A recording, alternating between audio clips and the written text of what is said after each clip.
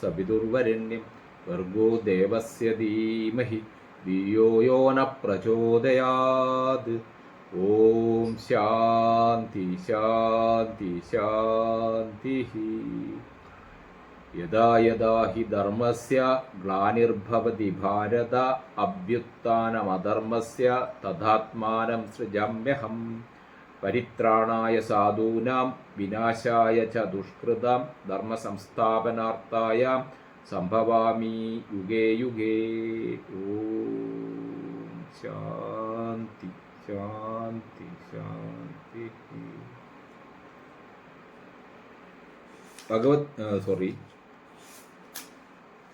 സായി സച്ചരിതം ഇന്ന് 14-ാമത്തെ ദിവസത്തിലേക്ക് കടക്കുകയാണ്. 8-ാം അധ്യായം, മഹത്തായ മനുഷ്യജന്മം. ആദ്യം തന്നെ ശ്രീ മഹാഗണപതിക്ക് വന്ദനം, സരസ്വതീ ദേവിക്കും ശ്രീ ഗുരു മഹാരാജനും പരദേവതക്കും ശ്രീ സീതാരാമചന്ദ്രനും വന്ദനം. പരമ്പൊരുളാം സദ്ഗുരു ശ്രീ സായീശ്വരൻ്റെ തൃപ്പാദങ്ങളിൽ പ്രേമഭക്തിപൂർവം അടിയൻ്റെ പ്രണാമം.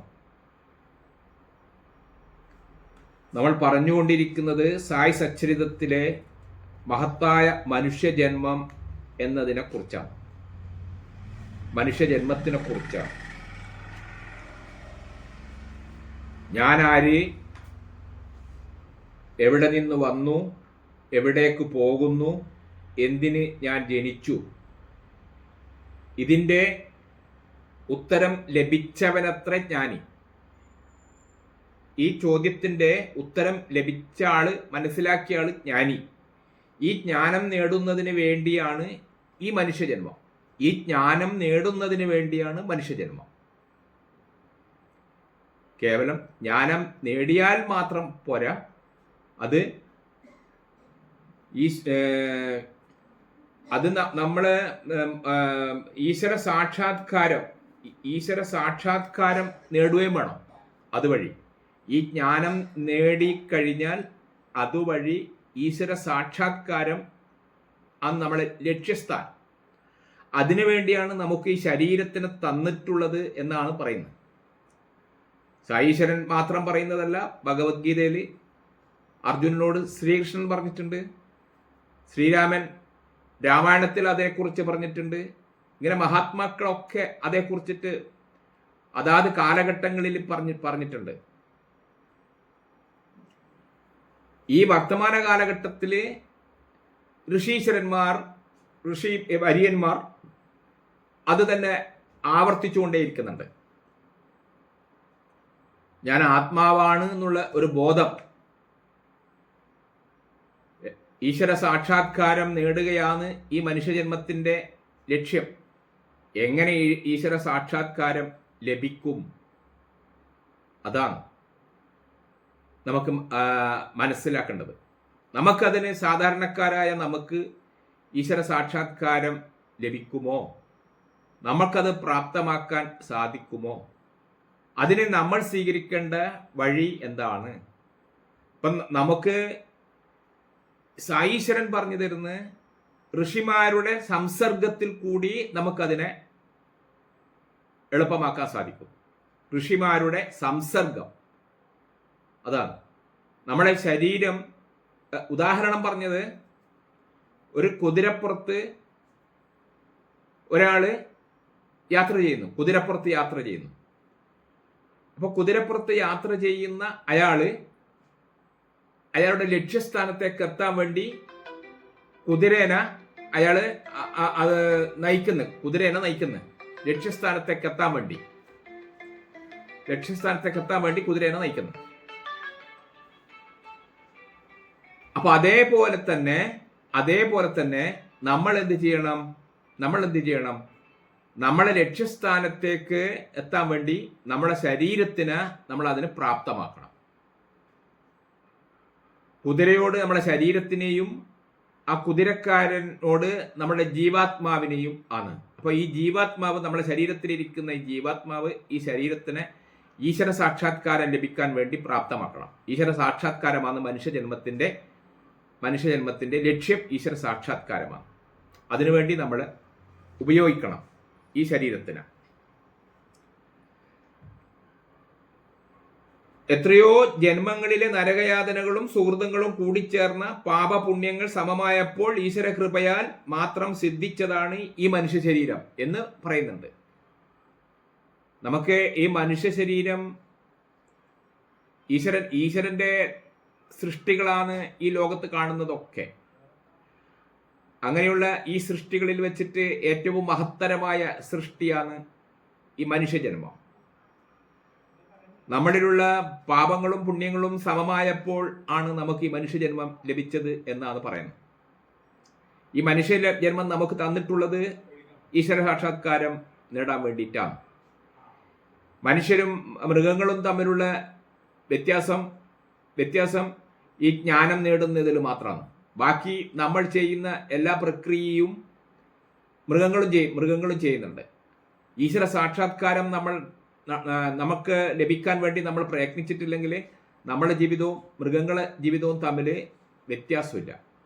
ഈശ്വര സാക്ഷാത്കാരത്തിന് വേണ്ടി നാമജപം, കീർത്തനങ്ങൾ ആലപിക്കുക, തീർത്ഥാടനങ്ങൾ ചെയ്യുക, അങ്ങനെ നമുക്ക് ഈ ശരീരത്തിനോടുള്ള മമത്വം ഇല്ലാണ്ടായി കുറഞ്ഞു വന്ന് ഈശ്വരനിൽ നമ്മൾ ലയിക്കണം. അങ്ങനെ അപൂർവത്തിൽ അപൂർവം ആയ ആൾക്കാർക്ക് മാത്രമേ അത് സാധിക്കുകയുള്ളൂ എന്ന് ഭഗവത്ഗീതയിൽ പ്രത്യേകം പറയുന്നുണ്ട്. ലക്ഷത്തിൽ ഒരാൾക്ക് മാത്രമേ അത് സാധിക്കൂ.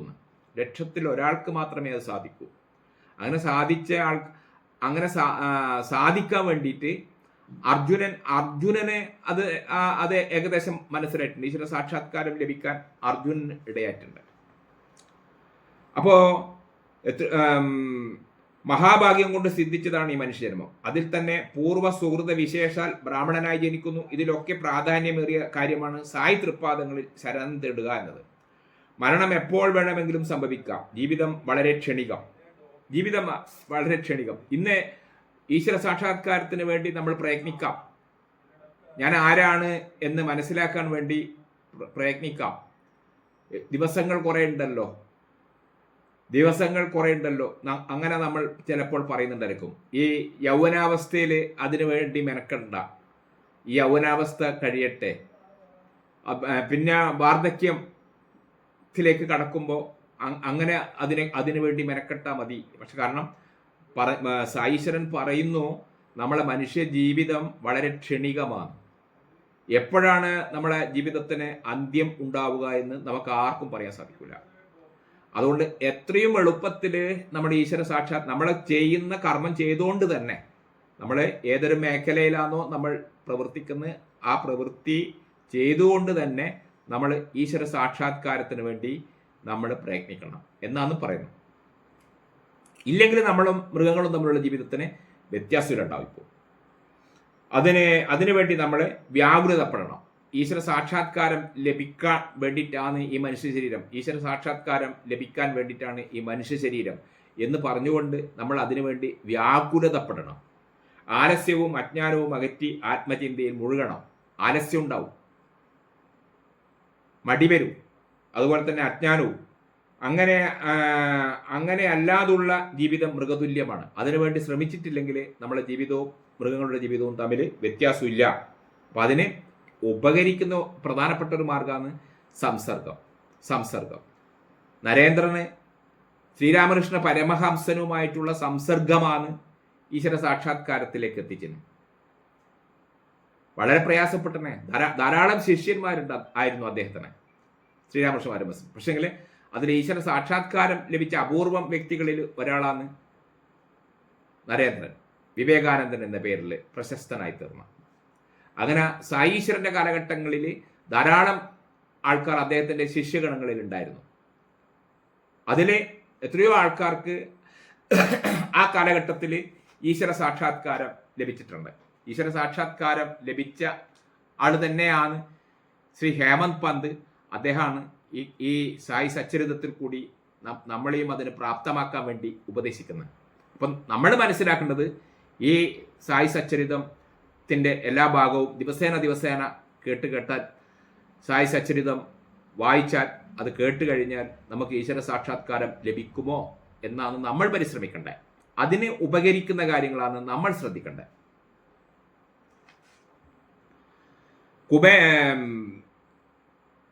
മഹാപ്രഭുവായ സായീശ്വരന്റെ കടാക്ഷം മാത്രം മതിയായിരുന്നു കുചേലന് കുബേരനാകാൻ. കുചേലൻ കുബേരനായി. ദരിദ്രാവസ്ഥയിൽ നിന്ന് അദ്ദേഹം സമ്പന്നതയിലേക്ക് ഉയർന്ന് ഒരൊറ്റ ഋഷിതുല്യനായ ശ്രീകൃഷ്ണന്റെ സംസർഗത്താൽ, അദ്ദേഹത്തിൻ്റെ ഒരു നോട്ടം കൊണ്ട് തന്നെ ഇദ്ദേഹത്തിന് മാറ്റങ്ങളുണ്ടായി.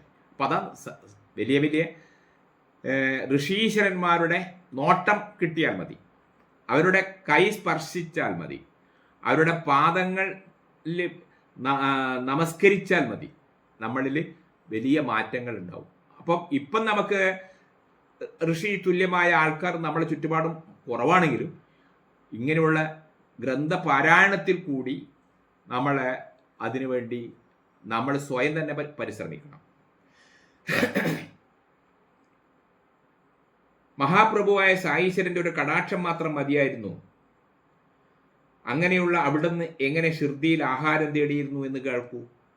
സായീശ്വരന്റെ ആ കാലഘട്ടം നമ്മൾ നോക്കൂ, എങ്ങനെയുള്ള വ്യക്തിയായിരുന്നു അദ്ദേഹം പിന്നെ ഭിക്ഷയെടുത്തിട്ടാണ് അദ്ദേഹം ജീവിച്ചിരുന്നത്. ആദ്യ കാലഘട്ടത്തിൽ ഭിക്ഷയെടുത്തിട്ട് തുണി കൊണ്ടൊരു കുമ്പിളുണ്ടാക്കി കയ്യിൽ തകരപാത്രവും പിടിച്ച് അവിടുന്ന് ഷിർദിയിലെ വീടുകൾ കയറി ഇറങ്ങി ഓരോ വീട്ടിലും ചെന്ന് മോളെ എന്തെങ്കിലും കഴിക്കാൻ തരൂ എന്ന് ആ മഹാപ്രഭു വിളിച്ചു ചോദിച്ചു. അവിടത്തേക്ക് ഭിക്ഷ കൊടുക്കാൻ മഹാഭാഗ്യം സിദ്ധിച്ച ഷിർദിയിലെ ഗ്രാമവാസികൾ എത്ര അനുഗ്രഹീതർ. കണ്ടോ, അങ്ങനെയാണ് അദ്ദേഹം ഭിക്ഷയെടുത്തിട്ട് ജീവിതം കഴിച്ച്. നമ്മുടെ കാര്യങ്ങൾ എങ്ങനെയാ മനസ്സിലാക്കേണ്ടതെന്ന് പറഞ്ഞാൽ, അദ്ദേഹം ഒരു തുണീനെ കൊണ്ടൊരു കുമ്പിളുണ്ടാക്കി ഓരോ വീട്ടിലും കയറി ഇറങ്ങും ഭിക്ഷ ചോദിച്ചിട്ട്. ഭിക്ഷ കൊടുത്ത ആൾക്കാർ അദ്ദേഹത്തിന് ഭിക്ഷ കൊടുക്കുന്നത് ഒരു മഹാഭാഗ്യമായിട്ട് കരുതി. നമ്മൾ ചിലപ്പോൾ ഭിക്ഷക്കാരനെ ഒന്നുമില്ല എന്ന് പറഞ്ഞിട്ട് നമ്മൾ പറഞ്ഞേക്കൂലേ, ഒന്നുമില്ല പോട് എന്ന് പറഞ്ഞിട്ട് നമ്മൾ പറഞ്ഞേക്കൂലേ.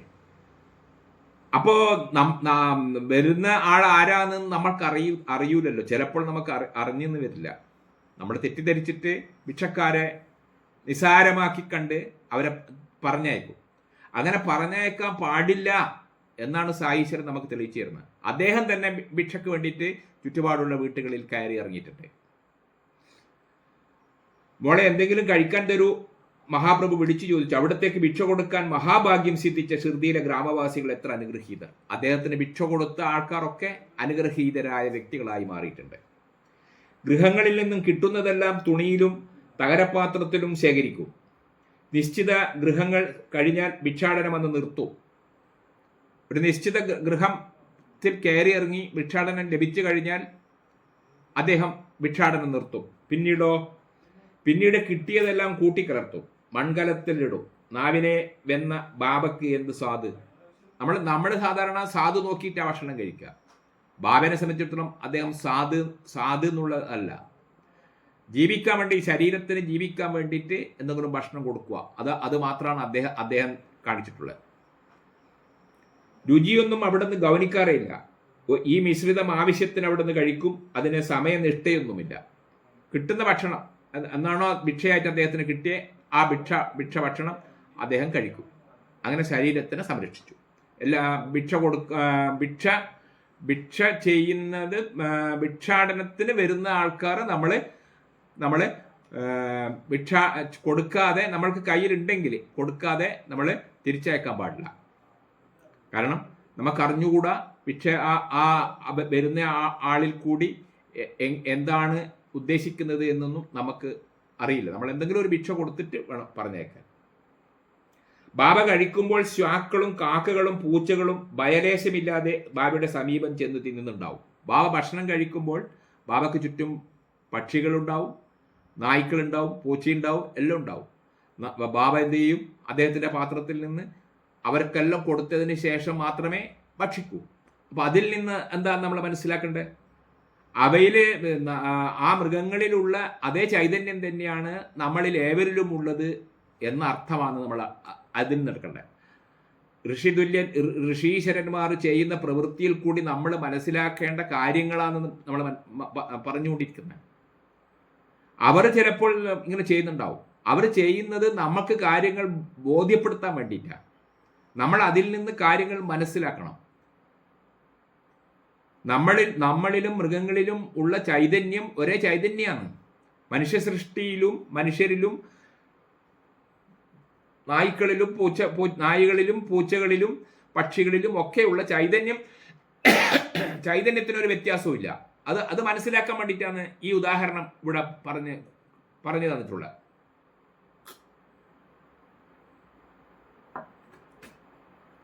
മസ്ജിദ് അടിച്ചു വാരുന്ന സ്ത്രീയും അതിൽ നിന്ന് കുറച്ച് സ്വഗൃഹത്തിലേക്ക് കൊണ്ടുപോകും. അതിന് ബാബ അവളെ വിലക്കിയില്ല. ജന്തുജാലങ്ങളെപ്പോലും ഓടിച്ച് അകറ്റാത്ത ബാബയ്ക്ക് എങ്ങനെ അസഹായരെ അകറ്റി നിർത്താനാവും? ആരെയും അകറ്റി നിർത്തിയിട്ടില്ല. ഭക്ഷണം അദ്ദേഹം കഴിച്ചുകൊണ്ടിരിക്കുമ്പോൾ അദ്ദേഹത്തിൻ്റെ മുന്നിൽ ആരൊക്കെ വരുന്നുണ്ടോ അവർക്കൊക്കെ അദ്ദേഹം ഭക്ഷണം കൊടുക്കും. അത് മനുഷ്യന്മാർ മാത്രമല്ല, ചിലപ്പോൾ മൃഗങ്ങളും വരുന്നുണ്ടാവും. മൃഗങ്ങൾക്കും അദ്ദേഹം ഭക്ഷണം കൊടുക്കും. ആരെയും മടക്കി അയക്കില്ല. അപ്പം അതിൽ നിന്ന് മനസ്സിലാക്കേണ്ടത് എല്ലാ ആൾക്കാരിലും ഉള്ള ഈശ്വര ചൈതന്യം ഒന്ന് തന്നെ, അതിൽ വ്യത്യാസമില്ല. അപ്പം നമ്മൾ മറ്റുള്ളവരെ നമുക്ക് തുല്യമായിട്ട് തന്നെ, അത് മൃഗങ്ങളായിക്കോട്ടെ എന്തായിക്കോട്ടെ, നമുക്ക് തുല്യമായിട്ട് തന്നെ വേണം നമ്മൾ കാണാൻ. ഇത്തരം രീതി കാരണം ആദ്യകാലത്ത് ഷിർദിക്കാർ ബാബയെ ഭ്രാന്തൻ എന്ന് കരുതി. അദ്ദേഹത്തിന് ഭ്രാന്തൻ എന്ന് കരുതി. ഭ്രാന്തൻ ഫക്കീർ എന്ന് അവിടെ നിന്ന് കുറെ കാലം അറിയപ്പെട്ടു. പക്ഷേ ഫക്കീർ പരമദയാലുവും ദാനശീലനുമായിരുന്നു. കുപ്പയിലെ ഈ മാണിക്യത്തെ തിരിച്ചറിഞ്ഞ പരിശുദ്ധ ഹൃദയരും അന്ന് ഷിർദിയിലുണ്ടായിരുന്നു. പല ആൾക്കാരും അദ്ദേഹത്തിന്റെ പ്രവൃത്തി കണ്ടിട്ട് പക്ഷികൾക്കും മൃഗങ്ങൾക്കും നായ്ക്കളെല്ലാം ഒരുമിച്ച് ഇരുന്ന് അവരുടെ കൂട്ടത്തിൽ തന്നെ ആ ബാബി ഇരുന്ന് തിന്നുന്നുണ്ടാവുക. തിന്നുന്ന കാണുമ്പോൾ മറ്റുള്ള ആൾക്കാർ ഭ്രാന്തൻ എന്ന് വിളിച്ച്. ബാബ അതൊന്നും ഗൗനിച്ചതേ ഇല്ല. നമുക്കറിയാം, ശ്രീരാമകൃഷ്ണ പരമഹംസനെയും അന്നത്തെ കാലഘട്ടത്തിലെ ജനങ്ങൾ ഭ്രാന്തൻ എന്ന് വിളിച്ചിരുന്നു. ഇന്നും ശ്രീരാമകൃഷ്ണ പരമഹംസൻ ജീവിക്കുന്നു അല്ലേ? ശ്രീ സായീശ്വരനും ഷിർദിയിലെ സായിയും ഇന്നും ജീവിക്കുന്നു. കുപ്പയിലെ മാണിക്യത്തെ തിരിച്ചറിഞ്ഞ പരിശുദ്ധ ഹൃദയരും അന്നുണ്ടായിരുന്നു. കുപ്പയിലെ മാണിക്യം, അതിലൊരാളായിരുന്നു ബായ ജബായി, താത്യാക്കോട്ടയുടെ അമ്മ, പരമഭക്ത. ഉച്ചയാകുമ്പോഴേക്കും ആ അമ്മ ചപ്പാത്തിയും കറിയും ഉണ്ടാക്കി ഒരു കൊട്ടയിലാക്കി കാട്ടിലേക്ക് പോകും. ഒരമ്മ ബായ ജബായി, താത്യാക്കോട്ടയുടെ അമ്മ, പരമഭക്ത, സായിയുടെ ഉറച്ച ഭക്ത. അവർ ഭക്ഷണം ഉണ്ടാക്കി ബാബക്ക് കൊടുക്കാൻ വേണ്ടി ചപ്പാത്തിയും മറ്റുണ്ടാക്കിയിട്ട് കൊണ്ടുപോകും. ബാബ എവിടെയാ ഉള്ളതെന്ന് വെച്ചാൽ അടുത്തേക്ക് നടന്ന് കൊണ്ടുപോകും. കുറ്റിക്കാടുകളിലും ഇടതിങ്ങിയ കാട്ടിലും ബാബയെ തേടി അവർ മൈലുകൾ നടക്കും. എവിടെയെങ്കിലും വെച്ചവർ ഭ്രാന്തൻ ഫക്കീറിനെ കണ്ടെത്തും. ആ തൃപ്പാദങ്ങളിൽ വന്നിക്കും. പിന്നീട് ആഹാരം കഴിക്കാനായി പ്രാർത്ഥിക്കും. ബായ ജബായിയുടെ ഭക്തിയും കാരുണ്യവും ഹൃദയവിശുദ്ധിയും കണ്ട് വാത്സല്യനിധിയായ ബാബ അവരുടെ പ്രാർത്ഥനയ്ക്ക് വഴങ്ങി. ആ അമ്മ ഇലയിട്ട് കുട്ടയിൽ നിന്ന് ആഹാരം വിളമ്പും, അവിടത്തെ ഊട്ടും. ഈ സേവനം തുടരാൻ അവസാനം വരെ സായീശ്വരൻ അവരെ അനുവദിച്ചിരുന്നു. ആ അമ്മയുടെ നിഷ്കളങ്ക ഭക്തി മൂലം ബാബ അവരുടെ പുത്രന് ക്ഷേമമേകി. അമ്മക്കും മകനും ബാബ ഈശ്വരൻ തന്നെയായിരുന്നു. ബാബ അരുളിയിട്ടുണ്ട്, സത്യത്തിൽ സന്യാസമാണ് രാജകീയം എന്ന് ബാബ ഒരിക്കൽ പറഞ്ഞിട്ടുണ്ട്. എന്തെന്നാൽ അതെന്നെന്നും നിലനിൽക്കും. ഭൗതികമായ നേട്ടങ്ങൾ ക്ഷണികമാണ്. ഭൗതികമായിട്ട് നമ്മൾ എന്തെല്ലാം നേടിയെടുത്തിട്ടുണ്ടോ അതെല്ലാം ക്ഷണികമാണ്. അതെല്ലാം വേഗം നശിക്കുന്നതാണ്. നേരെമറിച്ച് സന്യാസത്തിൽ കൂടി നമ്മൾ നേടിയെടുത്ത ആ ജ്ഞാനം, ആ അറിവ്, ആ അനുഭവം അതൊരിക്കലും ആയൂല. അത് എല്ലാ കാലത്തും നിൽക്കും. കാരണം നമുക്കറിയാം, ഷിർദി സായീശ്വരൻ്റെ കാലഘട്ടത്തിൽ അന്ന് അദ്ദേഹത്തോടൊപ്പം താമസിച്ച സാധാരണക്കാരായ ധാരാളം ആൾക്കാരുണ്ട്. അവരൊന്നും നമ്മൾ അറിയുന്നില്ല. സായീശ്വരൻ്റെ പേര് ഇന്നും നിലനിൽക്കുന്നത്. അതിൽ അപൂർവം ആൾക്കാരെ മാത്രം നമ്മൾ സായി സച്ചരിതത്തിൽ കൂടി നമ്മൾ മനസ്സിലാക്കുന്നു. പക്ഷെ സായീശ്വരൻ്റെ പേരോ അത് നിലനിൽക്കുന്നു. ശ്രീരാമകൃഷ്ണ പരമഹംസരുടെ പേരോ അത് ഇന്നും നിലനിൽക്കുന്നു. സ്വാമി വിവേകാനന്ദന്റെ പേരോ അത് ഇന്നും നിലനിൽക്കുന്നു. കുപ്പയിലെ മാണിക്യത്തെ ആരും അറിയില്ല. സത്യത്തിൽ സന്യാസമാണ് രാജകീയം. എന്തെന്നാൽ അത് എന്നെന്നും നിലനിൽക്കും. ഭൗതികമായ നേട്ടങ്ങൾ ക്ഷണികമാണ്. സന്യാസം, കാവ്യവസ്ത്രം ധരിച്ചിട്ടുള്ള ആ സന്യാസ ജീവിതം അതെന്നൊന്നും നിലനിൽക്കും. കുറച്ചു കാലം കഴിഞ്ഞപ്പോൾ ബാബ കാട്ടിലേക്ക് പോകുന്നത് നിർത്തി. അങ്ങനെ ബായ ജബായിയുടെ കഠിനാധ്വാനത്തിൽ നിന്നും അവിടെ നിന്ന് ഒഴിവാക്കി. ആരുടെ ഹൃദയത്തിലാണോ ഭഗവാൻ വാസുദേവൻ വസിക്കുന്നത് ആ പുണ്യാത്മാവ് ധനധന്യൻ. ആരുടെ ഹൃദയത്തിലാണോ ഭഗവാൻ വാസുദേവൻ വസിക്കുന്നത്, നമ്മളെ ഹൃദയത്തിൽ ഈശ്വരനെ ഉള്ള ഇരിപ്പടം നമ്മൾ കൊടുക്കണം. ഈശ്വരനെ നമ്മളെ ഹൃദയത്തിൽ പ്രതിഷ്ഠിക്കണം. എല്ലാവരിലും ഈശ്വരനുണ്ട്, ആ ചൈതന്യം ഉണ്ട്. പക്ഷെ എല്ലാ ആൾക്കാരും അത് മനസ്സിലാക്കുന്നില്ല, ആ ചൈതന്യത്തിനെ മനസ്സിലാക്കുന്നില്ല. മനസ്സിലാക്കിയ ആൾക്കാർ ആ ചൈതന്യത്തിനെ നമ്മളെ ഹൃദയത്തിൽ പ്രതിഷ്ഠിക്കണം. പ്രതിഷ്ഠിച്ചു കഴിഞ്ഞാൽ നമ്മൾ എന്ത് ചെയ്യണം? അതിനെല്ലാ ദിവസവും നമ്മൾ പൂജ ചെയ്യണം. പൂജ എന്ന് പറഞ്ഞാൽ എന്നാ? നാമജപം, കീർത്തനാലാപം, അല്ലേ? നല്ല പുണ്യപ്രവർത്തനങ്ങളിൽ ഏർപ്പെടുക. എല്ലാ ആൾക്കാരിലും ഉള്ള ചൈതന്യം ഒന്ന് തന്നെയാണ്, എന്നിലുള്ള ചൈതന്യം തന്നെയാണ് എല്ലാവരിലും എന്ന് മനസ്സിലാക്കുക. അങ്ങനെ ചൈതന്യം ആണ് എന്ന് മനസ്സിലാക്കാത്ത ആൾക്കാരെ കാണുമ്പോൾ നമുക്ക് തോന്നണം അവർക്കിത് അറിഞ്ഞൂടെങ്കിലും നമ്മൾക്ക് അവരെ കാണുമ്പോൾ നമ്മൾ അവരെ വണങ്ങുന്നു. നമസ്തേ നമസ്തേ എന്ന് പറയുന്നു, അല്ലേ? നമസ്തേ എന്ന് പറഞ്ഞാൽ ഞാൻ നിങ്ങളെ മുമ്പിൽ തലകുനിക്കുന്നു, വണങ്ങുന്നു എന്നർത്ഥം. നമിക്കുന്നു എന്നാണ് പറയുന്നത്. അപ്പം നമ്മൾ നമിക്കുന്നത് ആ വ്യക്തിൻ്റെ, ആ പേരുള്ള ആ വ്യക്തിനെയല്ല. നമ്മൾ നമിക്കുന്നത് അവരിലുള്ള ആ ചൈതന്യത്തിനെയാണ്. അത് മനസ്സിലാക്കിയ ആൾക്കാർക്കേ അറിയൂ. മനസ്സിലാവുന്നില്ലെങ്കിലും നമ്മളെല്ലാ ആൾക്കാരെയും കാണുമ്പോൾ നമസ്തേ എന്ന് പറയുന്നു. പക്ഷെ നമ്മൾ ആ പേരുള്ള ആ ശരീരത്തിനെ അല്ല നമ്മൾ നമിക്കുന്നത്, അദ്ദേഹത്തിലുള്ള അവരിലുള്ള ആ ചൈതന്യത്തിനെയാണ് നമ്മൾ നമിക്കുന്നത്. ഈ തത്വം മനസ്സിലാക്കിയ ആൾക്കാർക്ക് അത് മനസ്സിലാവും. കുറച്ചു കാലം കഴിഞ്ഞപ്പോൾ ബാബ കാട്ടിലേക്ക് പോകുന്നത് നിർത്തി. അങ്ങനെ ബായ ജബായിയെ കഠിനാധ്വാനത്തിൽ നിന്നും അവിടുന്ന് ഒഴിവാക്കി. ആരുടെ ഹൃദയത്തിലാണോ ഭഗവാൻ വാസുദേവൻ വസിക്കുന്നത് ആ പുണ്യാത്മാവ് ധന്യൻ. ആ മഹത്തുക്കളുടെ സംസർഗം ലഭിക്കുന്ന ഭക്തജനങ്ങളും മഹാസുഹൃതികൾ. താത്യയും മാനസവതിയും അത്തരം മഹാസുഹൃതികളായിരുന്നു. ഇരുവരോടും സായീശ്വരനുണ്ടായിരുന്ന സ്നേഹം വിവരണാതീതം. ഇരുവരും മസ്ജിദിൽ സായിക്കൊപ്പം ഉണ്ടു ഉറങ്ങി. രാത്രിയിൽ അവർ മൂവരും കിടക്കുന്നത് 3 ദിക്കിലേക്ക് ശിരസ് വെച്ചാണ്. നടുവിൽ പാദങ്ങൾ പരസ്പരം സ്പർശിച്ചിരുന്നു. സായീശ്വരൻ അദ്ദേഹത്തിൻ്റെ ആശ്രമത്തിൽ മസ്ജിദിൽ വരുന്ന ആരൊക്കെയാണോ അവിടെ തങ്ങുന്നത് അവരോടൊപ്പം തന്നെ അദ്ദേഹം കിടന്നുറങ്ങി കഴിച്ചു കൂട്ടും. അർദ്ധരാത്രി വരെ അവർ രസകരമായ കഥകൾ പറഞ്ഞിരിക്കും. രാത്രിയെല്ലാം സായീശ്വരൻ കൂടെയുള്ള ആൾക്കാർക്ക് രസകരമായ കഥകൾ പറഞ്ഞു കൊടുക്കും. അവരിൽ ജ്ഞാനം ലഭിക്കാൻ വേണ്ടി, അവരുടെ ജ്ഞാനം ലഭിക്കാൻ വേണ്ടി അവർക്ക് ധാരാളം കഥകൾ പറഞ്ഞു കൊടുക്കും. ആർക്കെങ്കിലും ഒരാൾക്ക് ഉറക്കം വന്നാൽ മറ്റ് 2 പേരും കൂടി ഉറക്കക്കാരനെ കുലുക്കി ഉണർത്തും. ഉറങ്ങാൻ സമ്മതിക്കില്ല. അവരെ പലപ്പോഴും ആ പ്രേമം സായീശ്വരൻ പ്രകടിപ്പിച്ചിരുന്നു, സ്നേഹം പ്രകടിപ്പിച്ചിരുന്നു. ആ കൃപയെ, അനുഗ്രഹത്തെ ആർക്കും എങ്ങനെ അളക്കാനാവും? എത്ര ആനന്ദകരമായിരുന്നു ആ കാലം, ബാബയോടൊപ്പമുള്ള ആ കാലം. പിതാവ് മരിച്ചതോടെ താത്തയ്ക്ക് പ്രശ്നങ്ങളായി. വീട്ടിൽ ആളില്ലാത്തതിനാൽ അദ്ദേഹം മസ്ജിദിൽ നിന്ന് താമസം മാറ്റി വീട്ടുകാര്യങ്ങൾ ഏറ്റെടുത്തു. ഗണപത് കോട്ടെ പട്ടേൽ ശ്രുതിയിലുള്ള മറ്റൊരാൾ, ചന്ദ്രബാനു ഷേട്ടു രഹഡയിലുള്ള, കൃഷൻ ചന്ദ് എന്നിവരെ ബാബക്ക് വലിയ ഇഷ്ടമായിരുന്നു. അവരുടെ എല്ലാം ക്ഷേമകാര്യങ്ങളിൽ സായിനാഥ് അതീവ ശ്രദ്ധയിരുത്തി. ബാബക്ക് വളരെയധികം താല്പര്യമുള്ള വ്യക്തികളുടെ ക്ഷേമകാര്യങ്ങളിൽ ബാബ അതീവ ശ്രദ്ധ ചെലുത്തി. ഇവരെ കൂട്ടി ബാബ ഇടയ്ക്കിടെ രഹഡയിലേക്ക് പോകും, യാത്ര കാളവണ്ടിയിൽ. അപ്പോൾ ഗ്രാമീണർ സായിയെ താളമേളങ്ങളോടെ എതിരേൽക്കും. ബാബ പലപ്പോഴും കാളവണ്ടിയിൽ യാത്ര നടത്തിയിരുന്നു. കാളവണ്ടിയിൽ യാത്ര നടത്തുമ്പോൾ ബാബ അദ്ദേഹത്തിന് ഇഷ്ടമുള്ള ഭക്തന്മാരെ കൂടെ കൊണ്ടുപോകും. പലപ്പോഴും പല സ്ഥലത്തും അദ്ദേഹത്തിന് ആ ഭാഗത്തുള്ള ഭക്തന്മാർ സ്വീകരണം കൊടുക്കും. സ്വീകരണം കൊടുത്ത സ്ഥലത്ത് ബാബ അവരെ ആശീർവദിച്ചുകൊണ്ട്, അനുഗ്രഹിച്ചുകൊണ്ട് സംസാരിക്കും. അങ്ങനെ ബാബ അദ്ദേഹത്തിൻ്റെ ആ ആശയങ്ങൾ, ഈശ്വര സാക്ഷാത്കാരം ലഭിക്കാൻ വേണ്ടിയിട്ടുള്ള കാര്യങ്ങൾ അവർക്ക് പറഞ്ഞ് മനസ്സിലാക്കി കൊടുക്കും. നമ്മൾ ശരീരമല്ല ആത്മാവാണ് എന്ന് തോന്നിച്ച അവരിലുണ്ടാക്കും. ഈ മനുഷ്യജന്മത്തിൻ്റെ ഉദ്ദേശം ഈശ്വര സാക്ഷാത്കാരമാണ് എന്ന് ബാബ അവരെ പറഞ്ഞ് മനസ്സിലാക്കി കൊടുക്കും. ഇല്ലെങ്കിൽ നമ്മളെ ജീവിതവും മൃഗങ്ങളുടെ ജീവിതവും തമ്മിൽ യാതൊരു വ്യത്യാസവും ഉണ്ടാവില്ല. നമ്മൾ അതിലേക്ക് ശ്രദ്ധ പതിപ്പിക്കണം എന്ന് ബാബ ഇടക്കിടയ്ക്ക് അവരെ ഓർമ്മിപ്പിക്കും.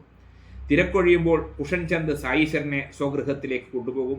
വേണ്ട വിധം പരിചരിക്കും. ബാബ അവരിൽ സന്തോഷം ഉണർത്താനായി സംസാരിക്കും. ഒടുവിൽ എല്ലാവർക്കും അനുഗ്രഹം ചൊരിഞ്ഞ ശേഷം ബാബ ശ്രുതിയിലേക്ക് മടങ്ങും. അപ്പം അങ്ങനെ ബാബ നടന്നുപോയി. ആ കാലഘട്ടത്തിൽ ബാബ കാളവണ്ടിയിലും മറ്റും പോയി, അല്ലെങ്കിൽ നടന്നുപോയി. അദ്ദേഹത്തിൻ്റെ ആൾക്കാർ കൂടുന്ന സ്ഥലത്തൊക്കെ അദ്ദേഹത്തിന് സ്വീകരണം കൊടുക്കുന്ന സ്ഥലത്തൊക്കെ അദ്ദേഹം അനുഗ്രഹ പ്രഭാഷണം നടത്തും. അനുഗ്രഹ പ്രഭാഷണം നടത്തി ധാരാളം ആൾക്കാരെ അദ്ദേഹം ശരീരബോധത്തിൽ നിന്ന് ആത്മബോധത്തിലേക്ക് ഉയർത്താൻ വേണ്ടി ബാബ ആ കാലഘട്ടത്തിൽ ശ്രമിച്ചിട്ടുണ്ട്. ധാരാളം ആൾക്കാർ അന്ന് സായിയുടെ സഹായത്താൽ, സായീശ്വരൻ്റെ സഹായത്താൽ ഈശ്വര സാക്ഷാത്കാരം നേടിയിട്ടുണ്ട്. സായിനാഥിൻ്റെ ഭൗതിക ശരീരം ഇതിനപ്പുറം പോയിട്ടില്ല. നമ്മൾ മനസ്സിലാക്കണം, സായീശ്വരൻ ഷിർദി വിട്ടിട്ട് അധികം ദൂരം ഏടിയും പോയിട്ടില്ല. ആ ഷിർദി തന്നെ അദ്ദേഹം, ആ ചെറിയ സ്ഥലത്ത് തന്നെ അദ്ദേഹം താമസിച്ചു. പക്ഷെ എവിടെ എന്ത് നടന്നാലും അവിടുന്ന് ആ നിമിഷം അതറിയും. അതാണ് പ്രത്യേകത. ഷിർദിയിൽ നിന്ന് ഷിർദി വിട്ടിട്ട് എവിടെയും പോയിട്ടില്ലെങ്കിലും ഷിർദിക്ക് അപ്പുറത്ത് നാട്ടിൻ്റെ നാനാഭാഗത്ത് എവിടെ എന്തൊക്കെ കടൽ കടന്നിട്ട് പോയിട്ടും എന്തൊക്കെ നടന്നാലും ആ ഷിർദിയിൽ ഇന്നുകൊണ്ട് ബാബ അതറിയും. ബാബ തീവണ്ടി കണ്ടിട്ടേ ഇല്ല. ഉണ്ടോ? ബാബ തീവണ്ടി കണ്ടിട്ടേ ഇല്ല ആ കാലഘട്ടത്തിൽ. 150 കൊല്ലം മുമ്പിലുള്ള കാര്യങ്ങളല്ലേ. തീവണ്ടി കണ്ടിട്ടേ ഇല്ല. പക്ഷേ അവയുടെ വരവും പോക്കും സമയവിവരവും കൃത്യമായി അറിഞ്ഞിരുന്നു. അവയുടെ തീവണ്ടിയുടെ ടൈം, വരുന്ന സമയവും പോകുന്ന സമയവും അദ്ദേഹം കൃത്യമായി പറഞ്ഞിരുന്നു. സായീശ്വരൻ്റെ വാക്കുകൾ അക്ഷരം പ്രതി അനുസരിച്ചവർക്ക് നേട്ടങ്ങളുണ്ടായി. സായീശ്വരൻ്റെ വാക്കുകൾ അക്ഷരം പ്രതി അനുസരിച്ചവർക്ക് നേട്ടങ്ങളുണ്ടായി. അത് അവഗണിച്ചവർക്ക് ക്ലേശങ്ങളും അനുഭവിക്കേണ്ടി വന്നു. അവഗണിച്ചവർക്ക്, ആരൊക്കെയാണോ സായീശ്വരൻ്റെ വാക്കുകൾ കേൾക്കുന്നത്, അനുസരിക്കുന്നത്, അവർക്ക് ജീവിതത്തിൽ ധാരാളം നേട്ടങ്ങളുണ്ടായി. അവർ ഈശ്വര സാക്ഷാത്കാരം നേടാൻ അവർക്ക് പലപ്പോഴും സാധിച്ചിട്ടുണ്ട്. എന്നാൽ ആരൊക്കെ സായീശ്വരൻ്റെ വാക്കുകൾ കേൾക്കുന്നില്ല, അവഗണിച്ച് കളയുന്ന, അവർക്കൊക്കെ ധാരാളം ജീവിതത്തിൽ ബുദ്ധിമുട്ടുകളും അനുഭവിക്കേണ്ടി വന്നിട്ടുണ്ട്. ബുദ്ധിമുട്ടുകൾ ബുദ്ധിമുട്ടുകൾ വരുമ്പോൾ അതിനെ അഭിമുഖീകരിക്കാനുള്ള ശക്തി ഇല്ലാണ്ടായിട്ട് ഒക്കെ ഉള്ള സംഭവഗതികൾ ആ കാലഘട്ടത്തിൽ ഉണ്ടായിട്ടുണ്ട്. മറ്റുള്ള ആൾക്കാർക്ക് ബുദ്ധിമുട്ടുണ്ടെങ്കിലും അത് നേരിടാനുള്ള ശക്തി സായീശ്വരൻ കൊടുക്കുന്നുണ്ട് എന്നുള്ളതാണ്. അക്കാര്യങ്ങളെല്ലാം അടുത്ത അധ്യായത്തിൽ വിവരിക്കാം. അപ്പോൾ 8-ാം അധ്യായം ഇവിടെ തീർന്നാണ്. 8-ാം അധ്യായം നമ്മൾ പറഞ്ഞു തീർത്തു. സായീശ്വരൻ്റെ ഇന്നലെ പ്രത്യേകിച്ചിട്ട് പറഞ്ഞിരുന്നു. ഇന്ന് സായിയുടെ ഒരു സായി ഗായത്രി നമ്മൾ ഇന്ന് പറയും. സായി ഗായത്രി എന്ന് പറഞ്ഞാൽ നമുക്ക് അറിയാം, സൂര്യഗായത്രി ആണല്ലോ നമ്മൾ സാധാരണ ചെല്ലുന്നത് അല്ലേ. ഓം ഭൂർഭുവസ്വഹ ഓം ഭൂർഭുവസ്വഹ തത് സവിതുർവരേണ്യം ഭർഗോ ദേവസ്യ ധീമഹി ധിയോ യോ ന പ്രചോദയാത്. സായീശ്വരൻ്റെ സായി ഗായത്രി.